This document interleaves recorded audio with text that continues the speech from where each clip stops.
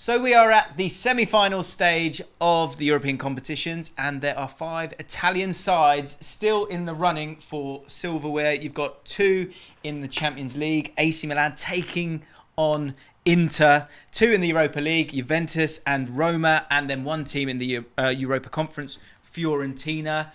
Guys, Nubaid, Toni, big fans of Serie A. I'm intrigued to find out how you feel about these ties, these teams, but Serie A as a whole and the resurgence, there's a lot of people talking about how Serie A is back and those teams are back. First of all, let's start with the Champions League. I'm a big fan of AC Milan, Toni. How impressed and surprised, maybe, are you by the fact that they've got themselves to the semi-final this year? To the semi-finals, surprised, but I've got to remember this AC Milan team are the current champions at the moment. They dealt with Serie A last season, and they've proved, even though they didn't play well in the group stages, obviously they lost to Chelsea twice, and we're all thinking, all right, maybe last season's championship wasn't the greatest, but to beat Napoli, to be in the semi-final right now, and at least we're going to see 1 Italian team in the final, I think it's great for not only Italy but Serie A as well, and especially AC Milan. This is a team with so much European heritage, right? And when I was watching AC Milan grow up, I was watching the likes of Shevchenko, Kaká, Gattuso. So it feels natural for me to see AC Milan in these type of stages. I remember seeing AC Milan batter Man United so many times. So I'm used to it, and I'm kind of happy that they're back in it. And Pioli's been organised, in particular, when it comes to this game. You know, the games against Tottenham, they were solid. Tottenham were terrible, but certainly the away leg, again, it was that organisation. In both the ties so far getting to this round, and I guess you can answer this for me. The first 2, they've been underdogs in both. Do you think they go into this one as underdogs again, and do you think that suits them? It depends, because Inter, it depends how you view Inter, because Inter have a good team. You have your likes of Barella, Lukaku, Martinez, but then AC Milan have people to counter that too. Mike Maignan having a great season, Rafael Leao, who everyone's talking about, even Olivier Giroud. He had a decent World Cup, believe it or not, and Giroud is still doing a job for AC Milan. And he didn't have pace 5 years ago, so he's the same guy. Right? Exactly. So, and if you look at Milan's midfield as well, I think it's very underrated. The likes of Ismail Benassa, Sandro Tonali, I don't see them as the underdogs going up against Inter Milan. I feel like it's going to be an even game, because there's not really... I know there's specifically a home fixture, but it's going to be at the same stadium. It's going to be the same fans. Yeah. I don't know how they're going to allocate, if it's 50-50, 70-30. Yeah. But at the same time, I don't see them as the underdogs to this one. Because, that's a really interesting element to this, that you're going to play both games at the same stadium that is the home stadium for both sides. With Inter Milan, it's been a frustrating season in the league. And I was reading something, Esteban Cambiasso was talking about how, sometimes kind of those frustrations can actually help, and that irritability can help the team a little bit. There's also been a lot of arguments within the squad at different times, but that desire to get somewhere with a team that has a lot of quality in the Champions League seems to have powered them on in that competition. How do you see it? Do you see Inter Milan as the underdogs, or AC Milan as the underdogs? How do you see this one? I mean, they've gone hammer and tong all season. I think AC won in the league 3-2, then lost in the Super Cup 3-0 to Inter, then lost 2-1 maybe in the league.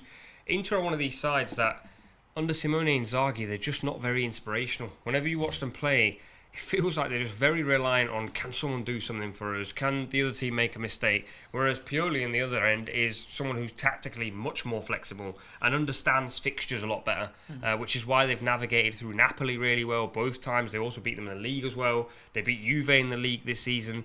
Inter are they played Benfica. I mean, no disrespect to Benfica, but that was a perfect draw. Yeah. I think every team looked at that draw and went, just please give us Benfica. And Inter got the dream draw. And they drew 3-3. In the last game against Benfica, so they didn't exactly show a load of dominance or quality to get to this point either. So in a lot of ways, I think they've landed here because they've played Porto along the way, they've played Benfica, they've had a nice run to get to this point. Yeah. So on the sort of broad talking point of the resurgence of Serie A, I'm struggling with it a little bit. The reason for this is that side of the draw. There was a side of the draw, and those teams have, in terms of beating Tottenham and Napoli, even Napoli, as brilliant as they are, it's a team within your league, which I think makes, at least you have that knowledge, you've played against those players a little bit more, it's not the same amount of travel, all those things. And I think that's played a part in this. And then when we move down into the Europa League, your team's Juventus. Juventus shouldn't be in the Europa League.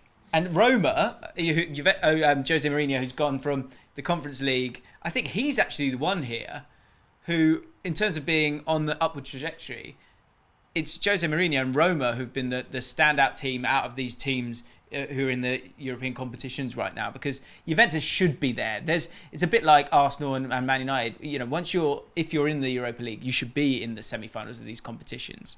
Would you agree with that? How do you feel about Juventus? Because what we're saying here is, if these guys have all rocked up in the semi-finals of these competitions, if there is a true resurgence, this will happen again.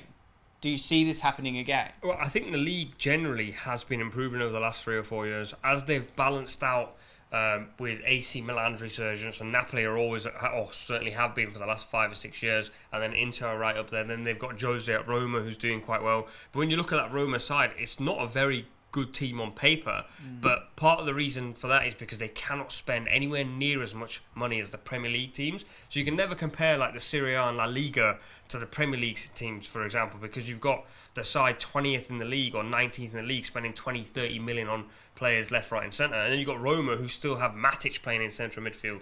Manchester United shipped him off. Smalling still plays in there. Belotti, who nobody wanted. Tammy Abraham's doing quite well. So they've got a lot of this and that in their side. Juve's quite similar as well. What I would have loved to see, by the way, would have been Juve against United. Pogba against Manchester United would have been lovely to see. And then later down the line, Mourinho against United. But Mourinho is a master in tournament football. We know that for sure. And he finds ways to win games. And I think he'd be the first manager to win the Conference League, then Europa League, if he goes back to back. To be fair to him, he's the only person to have won the Conference League. Yeah. But still. It's like a great stat. It's a nice little stat. He's definitely counting it. Yeah, looks good. And do you know what?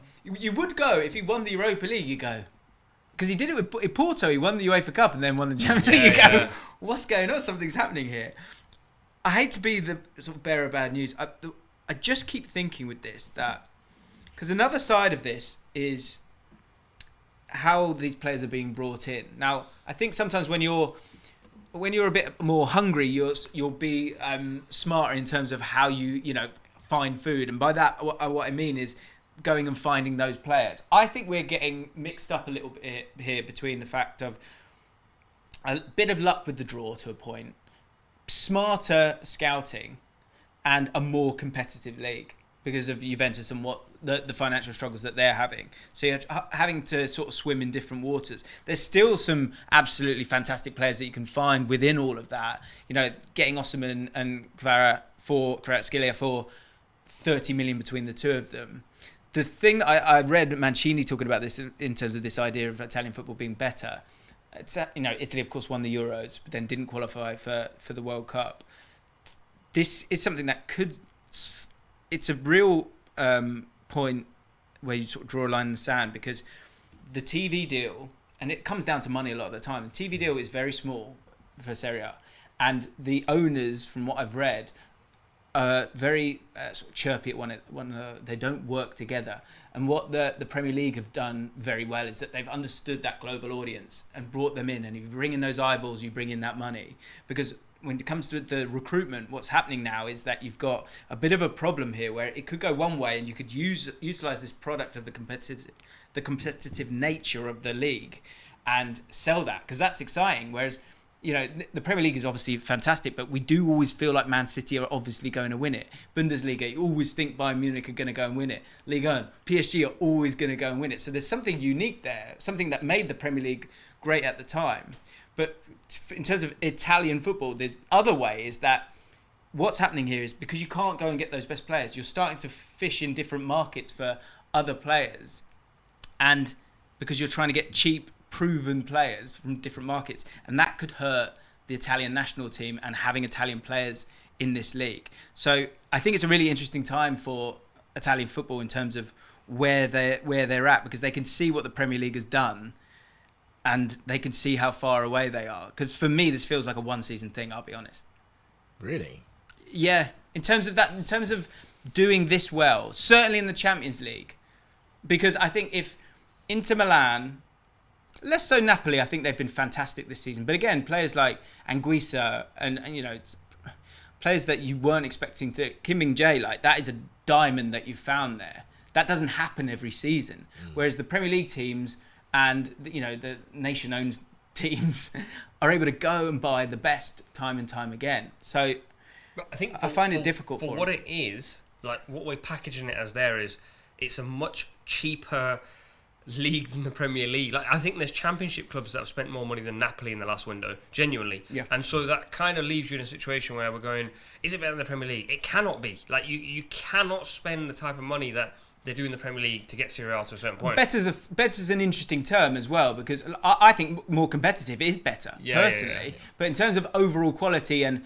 identifying the best players and where are all of those best players. This isn't the 90s. They're not going to go and get all those best players, because those Napoli players, in terms of who they're always linked with, it's going to be Man City, Liverpool, Arsenal. It's going to be those top teams. But you would say that AC Milan, for example, have Rafael Leao, who'll definitely get a move to Europe, unless that's what you mean.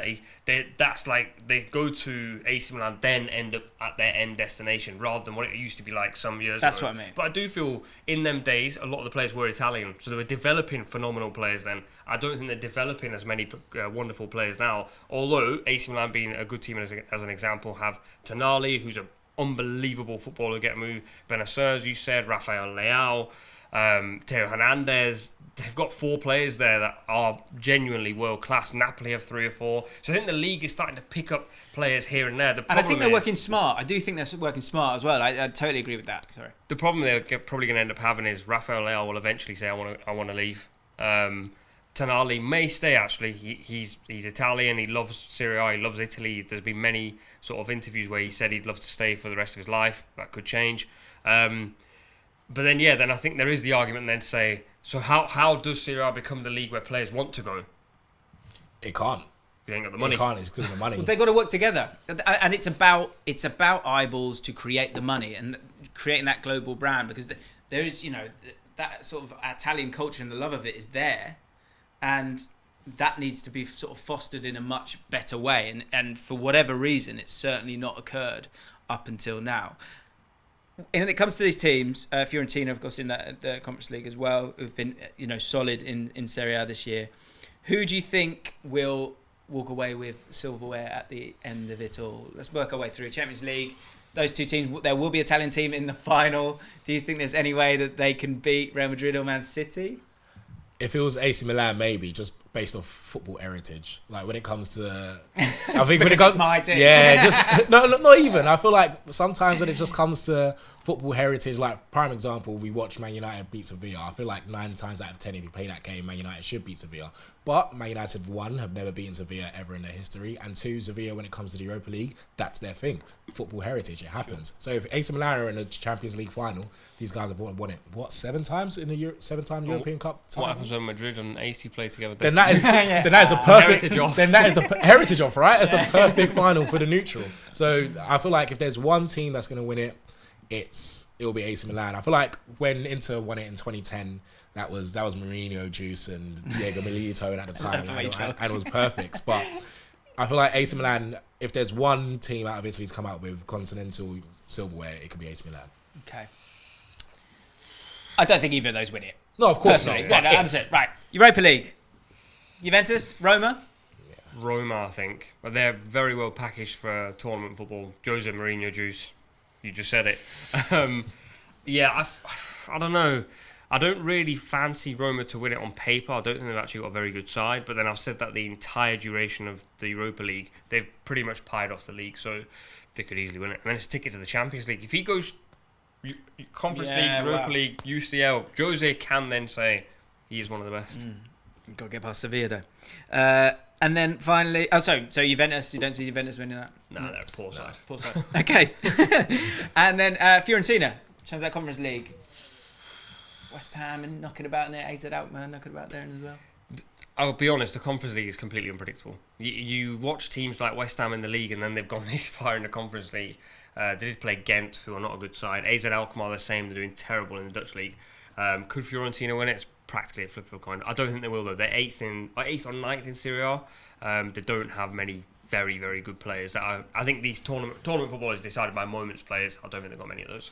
I feel like they can, just because when it comes to, I don't look at their position in Serie A and feel like because you're 8th in the Serie A, you can't win a European competition. But if we look at the Europa League last season, Eintracht Frankfurt won out and they finished, 11th in the Bundesliga? True. So it is possible. I feel like when it comes to this stage now, when it's the semi-final, I feel like it's anyone's game. There's 3 more games. Yeah. 2 legs in the final. Okay. That's all you got to do. Quick question. If AC Milan win the Champions League, Roma win the Europa League, Fiorentina win the Conference League, is Serie A back? AC Milan, say it again, sorry.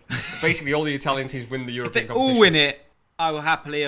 no, you got to do it more than 1 year. It's just an anomaly otherwise. Sorry, you all hate me if you're Italian. I understand that. And feel free to let me know how you feel about me in the comments down below. I'll be skipping that this week. Thanks so much for watching ESPN on YouTube. And for more sports highlights and analysis, be sure to download the ESPN app. And for premium content and live streaming, subscribe to ESPN Plus.